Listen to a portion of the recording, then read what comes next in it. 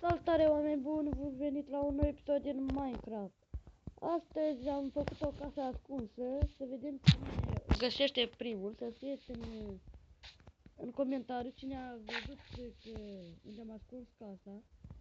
Păi, este foarte simplu, sigur o veți găsi, dar nu n-aș prea crede, casa asta este foarte, foarte ascunsă.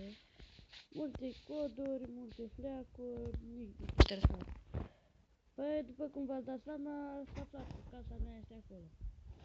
Glumeam. Nu este acolo. Păi, este aici, butonul ascuns, priviți-l. Și așa, și voilà, casa mea. Am intrat aici. Și ce să fac eu ca să ajung acolo? Aha, este un buton, apăsăm butonul. Și voilà, codul. Aici sunt zombi pentru alții serveri, să nu poate ajungă la voi. Și uitați-vă, aici încă o cameră, aici trageți așa, încă o cameră, puteți să faceți orice doriți aici, să vă spune ce doriți.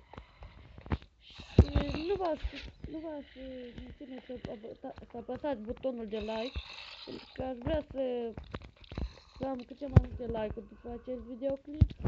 Și să mai arăt încă o cameră, asta este o altă cameră super tare. Uitați-o, aici tot puteți să săpați, să faceți orice doriți. Și cred că v-ați dat seama după cum am făcut casa, uitați-o. După cum am făcut aceasta, vă puteți da seama, în prima. Păi să vă arăt cum am făcut eu această casă.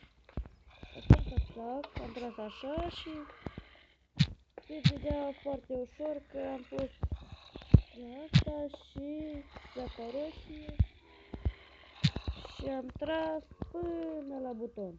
Până la buton. O, frate, ce s-a întâmplat? Haide, frate. Și uitați, am tras până aici, totul merge super, nimic drop-dat, totul am făcut eu. Și nu uitați să vă abonați ca să nu pierdeți ultimele serii, ca să nu ratați vreo ceva. Zap. Și acum aici am un fel de buton ascuns, un fel de armă. Am tras așa, aici avem butonii roșii ca să nu vă vine să-l ucide. Apăsați pe buton și ăsta l-aruncă și l ucide. Uitați, am aruncat un zombie, vedeți cum moare. Și asta tot cam la fel, am tras butonul. Când ceva, ați apăsat aici și am tras înapoi în pământ. Asta este un pic mai greu. Veți vedea simplu, aici am pus asta, am pus butonul. De aici am băgat așa, să se unească aici, de aici. Și gata, uitați, nimic complicat. Puteți să o faceți chiar voi și este o casă foarte ascunsă, nimeni nu o poate găsi. Să știți că m-am chinuit pe leacă, dar până am aflat-o cum să o fac. Și uitați, zap, nu se vede nimic, zap, nu se vede nimic. Aici v-ați ridicat sus, ați ieșit, zap, ați apăsat aici, aici v-aș zice să puneți un cub așa. Și nu se vede nimic, este doar un simplu munte din ăsta. Și super tare este acesta. Este o casă foarte, foarte, foarte bună și rezistentă. Niciun player nu se vă poate găsi.